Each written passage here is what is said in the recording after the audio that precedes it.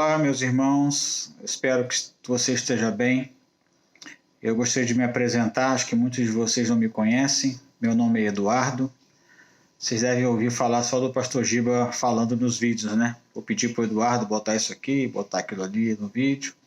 Mas eu sou a pessoa responsável por fazer a edição do canal Discipulado Caminhando com Jesus. Eu e o pastor Giba, nós andamos juntos já tem um bom tempo, uma caminhada cristã muito abençoadora para a minha vida. Não sei se para a vida dele, mas para mim é muito abençoadora. E eu gostaria de apresentar para vocês hoje um grande amigo meu também, o Dr. Isaac. Ele é médico, cardiologista, ele mora em Brasília e trabalha na igreja, no Ministério Infantil. E ele conta histórias para as crianças, ele ensina a palavra de Deus para os nossos filhos, né? A minha filha mesmo, a Sara, gosta muito dele e recebeu muitos ensinamentos. Eu me lembro de um dia ela ter chegado, saiu da igreja, a gente estava junto no carro, e ela nos contou uma história completa de tudo com os mínimos detalhes que ela tinha aprendido na igreja. E eu perguntei, quem foi o professor? E ela disse, foi o tio Isaac. Então, é um homem de Deus, um homem que tem colocado a vida dele nos caminhos do Senhor e tem se colocado para ser instrumento de bênção. E ontem eu assisti uma palavra que Deus deu para ele, ele ministrou essa palavra na igreja, e foi uma palavra que impactou muito o meu coração, uma palavra abençoadora e desafiadora. Então eu gostaria de compartilhar com vocês. Eu liguei para ele, pedi autorização, vou fazer a edição, né, colocar algumas coisas que a gente já coloca aqui no canal e eu vou estar trazendo essa mensagem então para vocês. Eu quero que essa mensagem abençoe a sua vida da mesma forma como abençoou a minha. Então abra o seu coração para o que o Deus tem para falar para você. Amém? Fiquem com Deus. E não deixe de compartilhar o vídeo com as pessoas que você ama. Deus abençoe.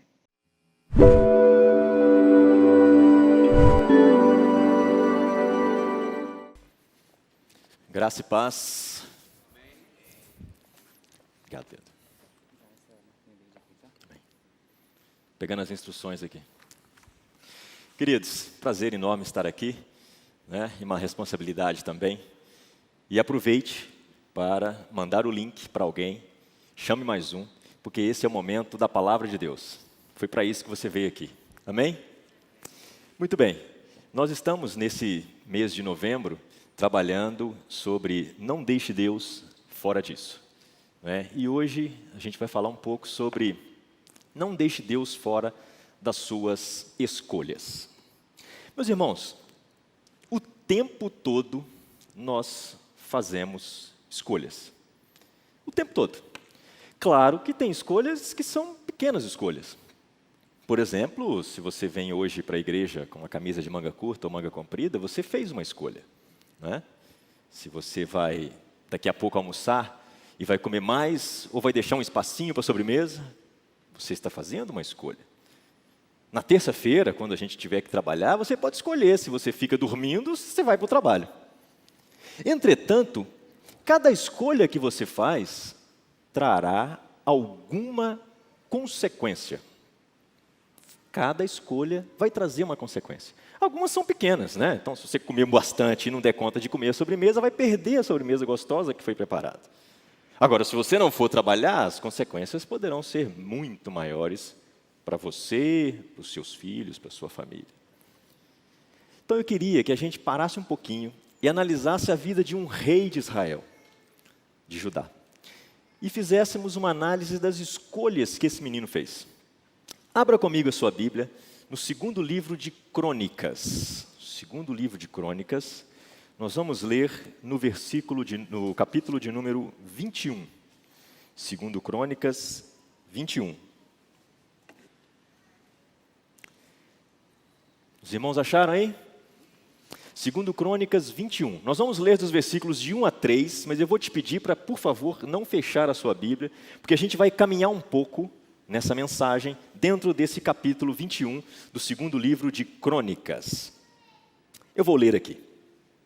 Diz assim a palavra de Deus: Descansou Josafá com seus pais, e foi sepultado com eles na cidade de Davi. E Jeorão, seu filho, reinou em seu lugar. Teve este irmãos, filhos de Josafá: Azarias, Jeiel, Zacarias, Azarias, Micael e Cefatias. Todos estes foram filhos de Josafá, rei de Israel. Seu pai lhes fez muitas dádivas de prata, ouro e de coisas preciosas, e ainda de cidades fortificadas em Judá. Porém, o reino deu a Jeorão, por ser o seu primogênito. Vamos orar ao Senhor. Pai, esta é a tua palavra, essa é a tua igreja. Fala conosco, Senhor. Usa-me, Pai, para o louvor da tua glória. Que a palavra alcance, Senhor, o objetivo pelo qual ela será proclamada. Oramos a Ti no nome de Jesus. Amém. Meus irmãos, vejam bem, é uma dinastia. Morre Josafá, um rei abençoadíssimo, homem temente a Deus, mas, claro, um dia nós vamos passar, e Josafá morreu. À medida em que Josafá falece, naturalmente, o seu filho primogênito, esse rapaz aqui, Jeorão, assume o trono. Nada mais natural do que isso, né? Agora, eu queria ver com os irmãos duas atitudes que Jeorão tomou logo que ele virou rei. E aí a gente vai entender como que escolha pode fazer tanta diferença na nossa vida. Veja comigo o versículo de número 4. Leia aí. Olha o que esse rapaz fez.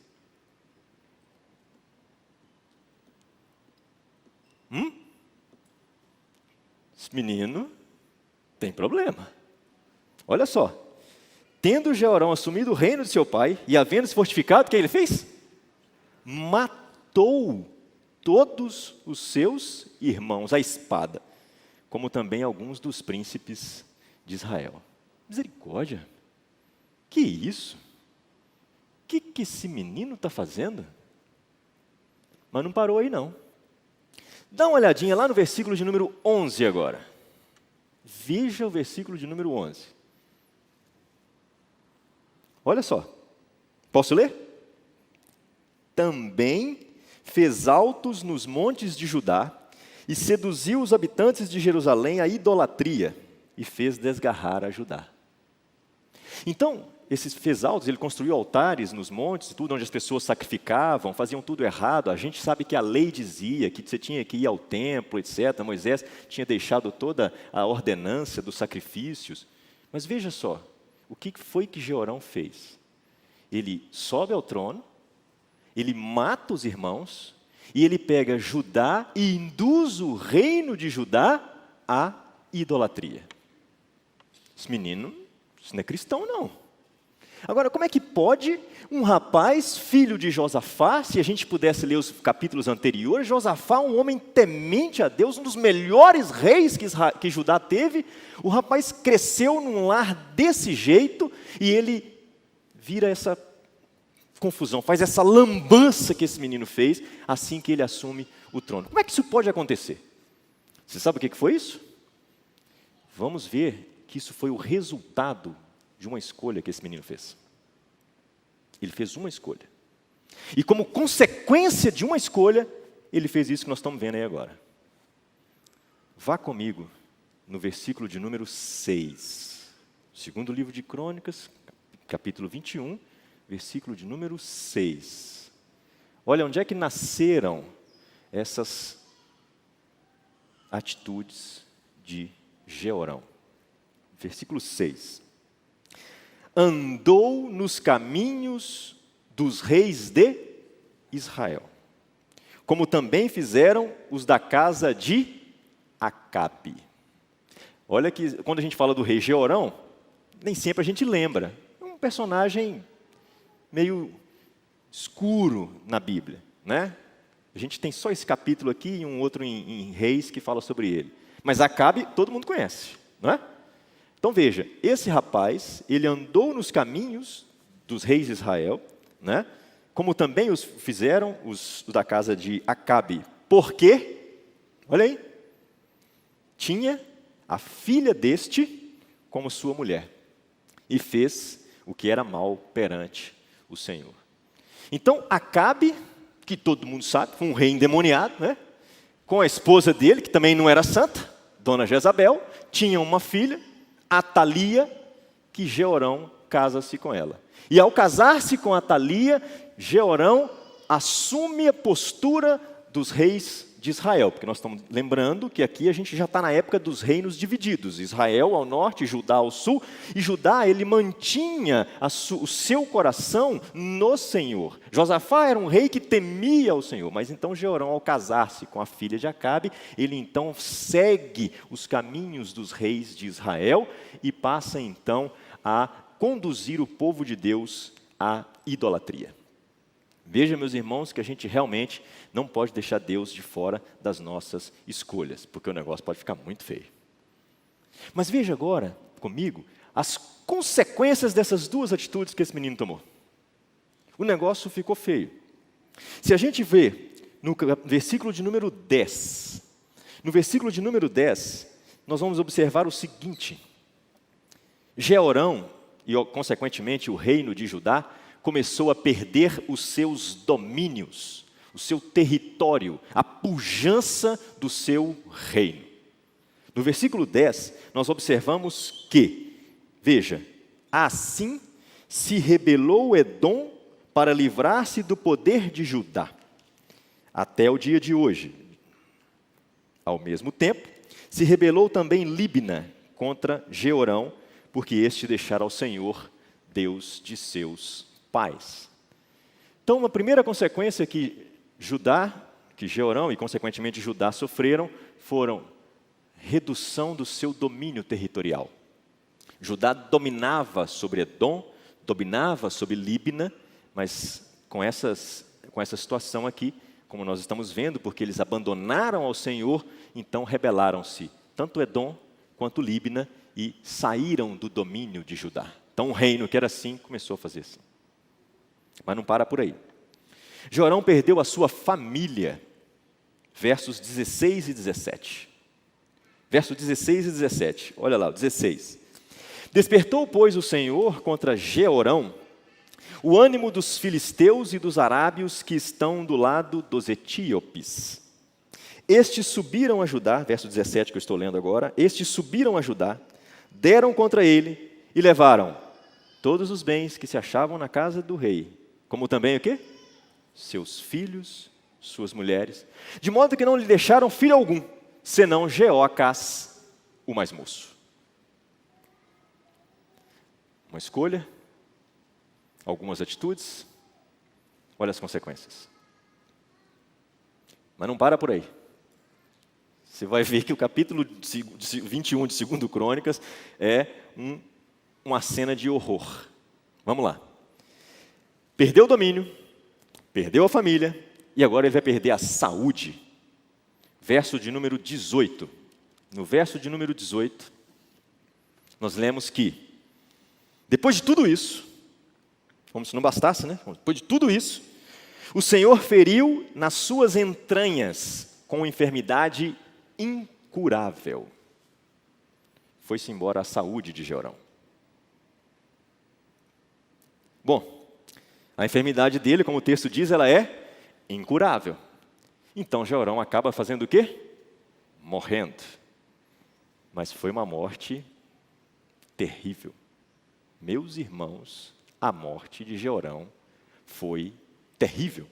E está registrada no verso de número 19. A gente lê isso e fica estarrecido. E aumentando a enfermidade, dia após dia, ao cabo de 2 anos, saíram-lhe as entranhas por causa da enfermidade e morreu com terríveis agonias. Imagina padecer por 2 anos com uma enfermidade incurável nas entranhas, nos intestinos, e morrer quando os intestinos saem dessa enfermidade Que morte horrível. Não é? E aí tem um versículo aí, o próximo, que traz assim, o legado que esse rapaz deixou. Para mim, registrado na Bíblia, é o pior legado que alguém pode deixar.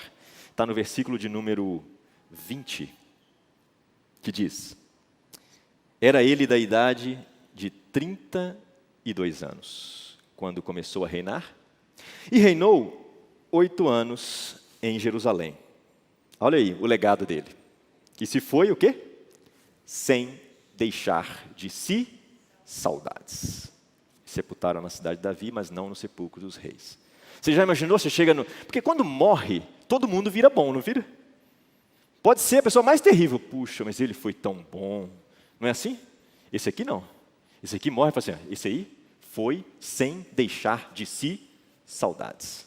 Sepulta em qualquer lugar aí, não põe no sepulcro dos reis, não, porque o sepulcro dos reis, todo mundo vai lembrar onde é que está. Ali está Davi, ali está Salomão, não é assim? Ali está Josafá, ali está Asa. Não põe esse rapaz aí não. Põe em qualquer lugar, porque ninguém nunca vai saber onde é que está o sepulcro desse miserável. Que vida! Como alguém, em apenas 40 anos de existência, porque ele tinha 32 quando começa a reinar, e reina 8, foram 40, como alguém consegue fazer tanta coisa errada em apenas 40 anos de existência? Né? Aí a gente agora respira aliviado. Não, para, né? Agora o capítulo 22 acabou, você não vai falar mais coisa ruim aqui não. Né? Chega. Meu irmão, o pior de tudo, sabe o que é? É que essa não é a pior parte. Acabou, morreu, encerrou. Não. É agora que começa a eternidade. As nossas escolhas têm influência aqui na nossa vida? Tem, mas a maior influência delas não está nessa vida. O que mais importa não é nessa vida. O que mais importa é lá na eternidade. E é aí que Jeorão, então, terá apenas 2 opções. Embora a escolha dessas 2 opções ele já fez aonde? Em vida. Nós não temos outra coisa a fazer. Nossas escolhas trarão consequências aqui na terra, é verdade, mas, meus irmãos, a principal razão de nós não deixarmos Deus fora das nossas escolhas não está aqui, está lá na eternidade. E é isso que deve dominar o nosso pensamento. É isso que deve guiar as nossas escolhas. É com base nos olhos lá na eternidade que eu e você precisamos decidir hoje a quem nós vamos servir. Porque é isso que importa. As nossas escolhas vão ecoar lá na frente. Mas aí então a gente fala, não, maravilha, domingão, estou aqui na igreja, eu já fiz a minha escolha. Não é assim que a gente pensa? Não, eu já decidi. Enquanto muitos aí estão dormindo essa hora, estão fazendo isso, aquilo, eu escolhi, eu já estou aqui na igreja, então eu já estou com o meu passaporte garantido, carimbado, está tranquila a minha ida ao céu. Será? Será? Vejamos o que a Bíblia diz. Corra aí agora em 1 João, no capítulo 1. Vamos ver aí o versículos 5 e 6 de 1 João.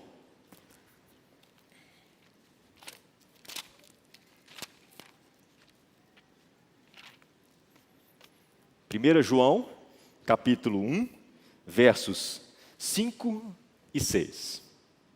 Veja que alerta nós recebemos aí. Os irmãos acharam?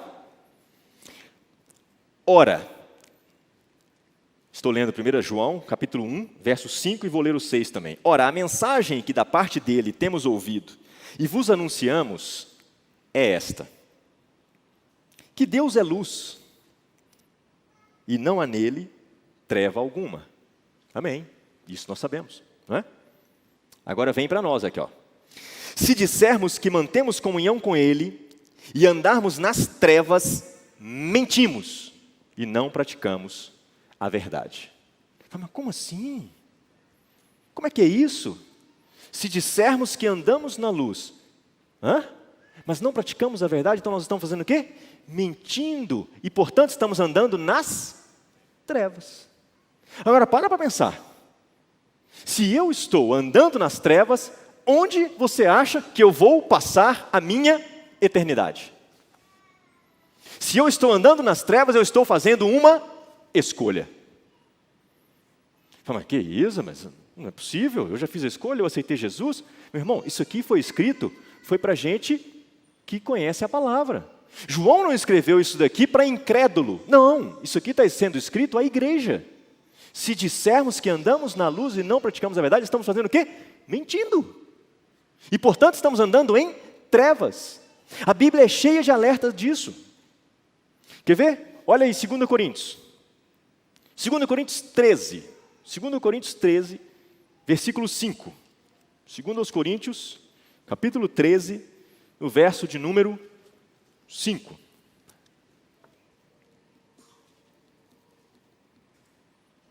Amém?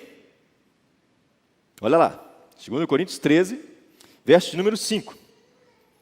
Examinai-vos a vós mesmos, se realmente estáis na fé. Provai-vos a vós mesmos.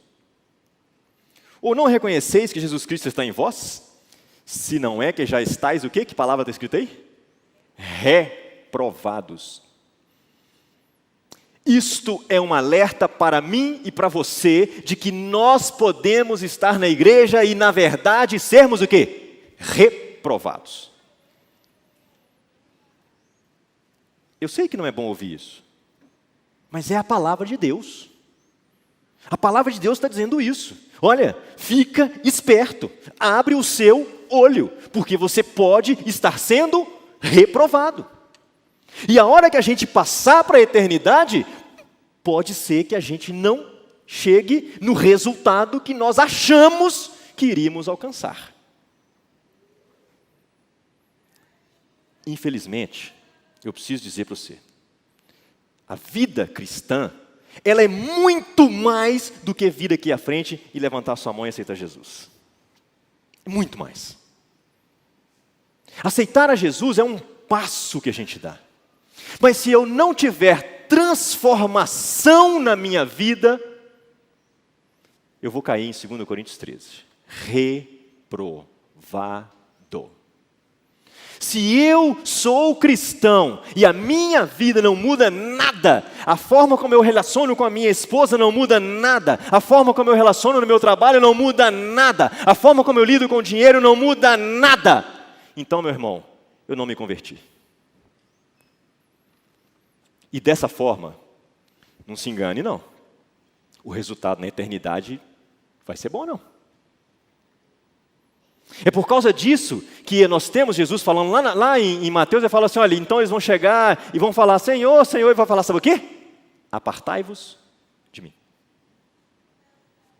Ou os irmãos acham que essa palavra Jesus falou para o incrédulo, que está lá no mundão e tal, esse aí vai chegar lá e falar, Senhor, Senhor. Não, esse aí já está sabendo mesmo para onde é que está indo. Essa palavra é para mim e para você. Somos nós que viemos aqui e cantamos, Cristo é o centro. Lindo, lindo.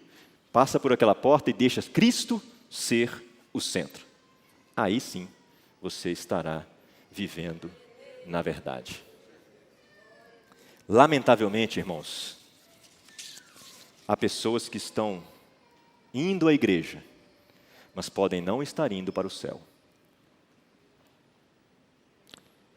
Muitas pessoas estão fazendo da igreja um local de entretenimento.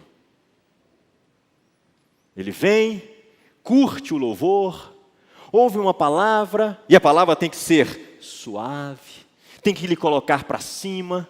Muitas das vezes a palavra, ela tem, na verdade, conceitos da psicologia, que aí você coloca 1 ou 2 versículos para falar que é crente. É palavra de crente, isso é psicologia gospel. Isso não te leva para o céu.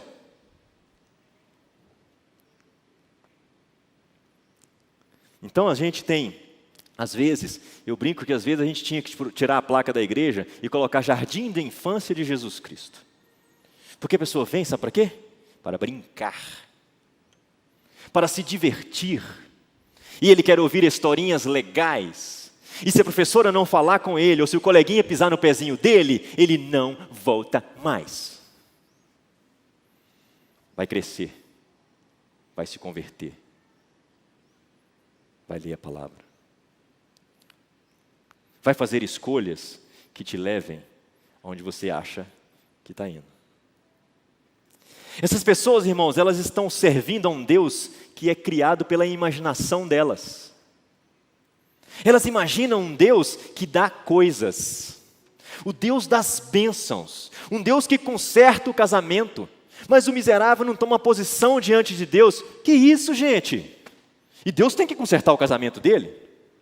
Deus tem que dar um carro novo? Deus tem que dar a vaga no concurso? Deus tem que melhorar o salário dele na empresa? Misericórdia! Deus pode dar tudo isso, claro que pode. Mas a maior bênção que Deus tem para mim e para você é a vida eterna. Esse deve ser o motivo, a razão por que você saiu da sua casa de manhã e veio aqui. Esse deve ser nosso maior objetivo. Mas a gente tem visto que, na verdade, hoje, a gente só quer dizer que Deus é amor. Deus é amor. Não é não? Eu estou fazendo isso daqui, mas... Pastor Gladio, Deus é amor, né? Deus é amor. Agora, os irmãos já pararam para pensar que a Bíblia não diz que Deus é amor, amor, amor? Mas ela diz que Deus é santo, santo, santo. O amor de Deus jamais vai ferir a sua santidade. Então nós temos que lembrar que nosso Deus é amor, sim, mas nosso Deus é santo, e Ele exige de nós a santidade, porque a Bíblia diz que sem a santificação ninguém verá o Senhor. Ninguém verá o Senhor. E aí, meus irmãos, vem a parte mais triste de tudo isso, que quando nós então olhamos a Deus apenas como um Deus que ama, um Deus da graça, um Deus que perdoa, Deus é tudo isso, tudo isso. Mas quando nós apenas olhamos dessa forma para Deus, nós não temos estrutura para nos posicionarmos contra o mundo. Certo? Não temos. Por quê? Porque, né? Tá certo, tranquilo, Deus é amor e tal. Então a gente não se posiciona contra o mundo. A gente aceita tudo aquilo que o mundo quer que seja feito, da forma como o mundo dita que seja feito. Você quer ver? O mundo diz assim, olha, eu sou o centro. Não é isso? Toda a glória seja dada a mim. Não é assim? É desse jeito no mundo. Mas a palavra de Deus diz, sabe o quê? Nós cantamos aqui hoje. Um hino maravilhoso. Quem que é o centro? Cristo. Cristo tem sido o centro na sua vida? Tem sido? Você tem feito escolhas que colocam Cristo como o centro da sua existência? É em Cristo que você pensa todos os dias quando levanta de manhã? O mundo diz o seguinte, eu preciso ser servido, não é? Eu tenho que ser servido. As pessoas têm que fazer para mim. Às vezes tem gente até que fala, porque eu estou pagando. Você já viu isso? Às vezes eu ouço essas coisas. No meu trabalho, às vezes, tem umas coisas desse tipo. Porque eu estou pagando. Poxa, né? Falta só eu fazer. A palavra de Deus diz, nós estamos aqui para servir. Você está servindo? Você está servindo aqui na igreja? Cristo é o centro, não é? Se Cristo é o centro, você tem que fazer o quê? Servir. Porque Jesus ninguém lavou os pés dele, foi ele quem lavou os pés dos seus discípulos. Aproveitando aqui, eu vou fazer um merchan aqui, ó, tem muita coisa para fazer na igreja, viu? Se quiser ministério infantil, nós estamos precisando de um tanto de gente. Pode servir, pode servir, pode servir. O mundo prega que o prazer sexual ele é livre. Afinal de contas, você precisa aproveitar. Não é isso? Mas você sabe o que a Bíblia diz? Venerado seja entre todos o matrimônio e o leito sem mácula. E eu nem preciso dizer que esse matrimônio aqui se refere, obviamente, a um casal, um homem, uma mulher, óbvio. É o que a Bíblia diz, né? Então, meus irmãos, não adianta. Não tem jeito de gente viver nesse mundo, seguindo os padrões do mundo, simplesmente porque Deus é amor e está tudo certo. Nós temos que fazer essas escolhas. Nós temos que nos posicionar diante desse mundo e fazer a escolha que realmente vai nos conduzir para o caminho da vida eterna. Isso é o que importa. Isso é o que importa. Vou falar mais uma aqui só. Quanto tempo você fica nas redes sociais? Quanto tempo você fica curtindo gente profana, que fica postando coisa profana, hein? Adorando a um Deus que não é o seu? Quanto tempo? Agora, metade desse tempo você gasta na leitura da Bíblia? Estou sendo generoso, só metade. Não é assim, meu irmão. A escolha que nós temos que fazer diz o seguinte: buscai, pois, em primeiro lugar o quê? Reino e a sua justiça.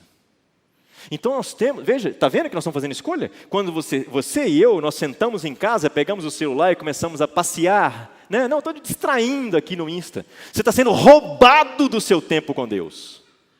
É isso que você está fazendo. Você está fazendo uma escolha. E dessa forma, você sabe qual é a força espiritual que você vai ter? A força de um grilo.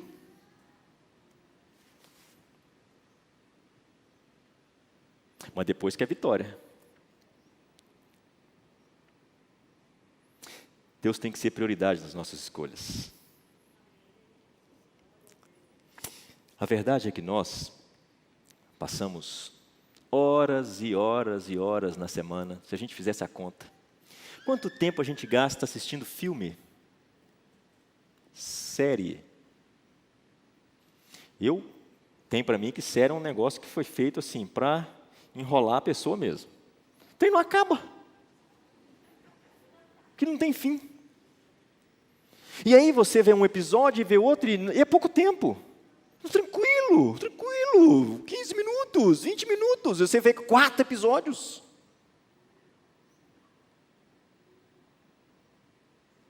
E aí quando termina a semana, eu te pergunto: quanto tempo você leu a Bíblia?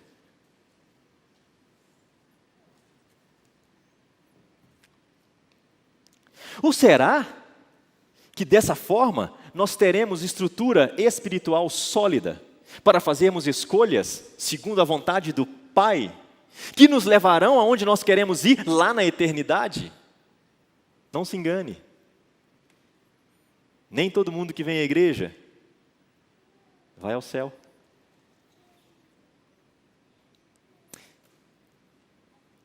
E a oração? Orar é fácil, né? Nem no sonho. Eu nunca nem sonhei que estava orando. Você sabia disso? Nem no sonho. Oração, meu irmão, é difícil mesmo. É difícil mesmo. Entendeu? E não fica achando que tem irmãos que têm um dom espiritual. A pastora Neucida recebeu de Deus, né? Um dom para orar que é super fácil, né? Tranquilo, né? Ai, que alegria, né? Acordar de madrugada para orar, meu corpo se alegra. Claro que não, é luta mesmo. Mas nós precisamos. Nós precisamos. Não é aquela oraçãozinha que você faz de manhã cedo, derrama na cama, Senhor, em nome de Jesus, amém. Pronto. Ainda bem que Deus é Deus, porque se não fosse, ele não ia entender o que você falou. De tão rápido que é. Né? Estamos fazendo escolhas. Olha, eu vou falar algum aqui agora, que esse aqui é até mais difícil, hein? Jejum. Tem crente que não sabe nem o que é jejum mais. Mas o nosso Senhor jejuava. Talvez porque ele fosse mais fraco na fé do que eu e você, né? Então é o seguinte: se nós não dedicarmos a nossa vida ao estudo da palavra, à oração e ao jejum, nós estamos fazendo a escolha errada. Vamos cair, vamos tropeçar, vamos levar uma vida mais ou menos. E vida mais ou menos é reprovação.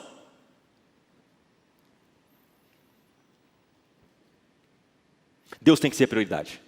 Deus tem que ser a prioridade na minha e na sua escolha. Então, para concluir, meus irmãos, eu quero fazer com os irmãos o desafio do Carmelo. Lembra? No Monte Carmelo, Elias junta todo mundo e fala: escuta, até quando nós vamos cochear entre dois pensamentos? Até quando nós vamos andar para um lado e para o outro? Até quando? Se Baal é Deus, serve a Baal. Mas se o Senhor é Deus, sirvam ao Senhor. Hoje, eu e você precisamos tomar uma decisão. Se o que é bom é o mundo, então vamos seguir o mundo, sabendo que isso tem uma consequência. Mas se o Senhor é Deus, e o povo de Israel naquele dia começou a gritar: só o Senhor é Deus, só o Senhor é Deus, só o Senhor é Deus. Vamos fazer uma escolha. Vamos colocar Deus no centro das nossas escolhas. Vamos servir a Deus com o nosso coração. Vamos dedicar tempo à palavra de Deus. Vamos dedicar tempo à oração. Vamos jejuar. Vamos viver como diz a palavra de Deus. Deus é a nossa maior escolha. E aí sim, nós poderemos ver na eternidade a face do nosso Mestre. Amém, meus irmãos? Amém. Que Deus seja a prioridade máxima nas nossas escolhas. E lembre-se que andar com Deus é inimizade com o mundo. Se o mundo estiver fazendo um negócio e a gente também estiver fazendo, tem alguma coisa errada. Tem alguma coisa muito errada. Porque a vida com Deus é inimizade, é morte para o mundo. Que Deus nos abençoe. E agora eu quero falar para aquela pessoa que ainda não escolheu esse Deus. Que a sua escolha ainda não foi tomada. Se você quiser servir a esse Cristo, por amor a Cristo, não posso te prometer bens, riquezas, saúde, casamento, fama, nada. Não posso prometer nada disso. Mas o que o Senhor te promete é a vida eterna. Isso, esse livro aqui confirma. Se você quiser, vem caminhar com a gente. Nós não somos perfeitos. Não achem, meus irmãos, que ao trazer essa palavra aqui, eu sou um santarrão, absolutamente. Eu tropeço muito mais do que eu gostaria de admitir que tropeço. Mas nós estamos aqui justamente para crescermos juntos, caminharmos juntos no Senhor. Tem alguém que quer esse Jesus? Alguém que gostaria de receber esse Senhor? E servi-lo com a certeza da sua salvação, que é a maior bênção que Deus pode dar. Alguém? Na sua casa, se você quiser, nós temos aí o link, só você escrever "Eu aceito Jesus", que nós vamos entrar em contato com você. Olha, eu sei que com essa mensagem parece que é meio difícil, mas não é, porque nós temos do nosso lado Jesus Cristo de Nazaré, o centro de tudo o que há. Que Deus abençoe os irmãos, em nome de Jesus, amém.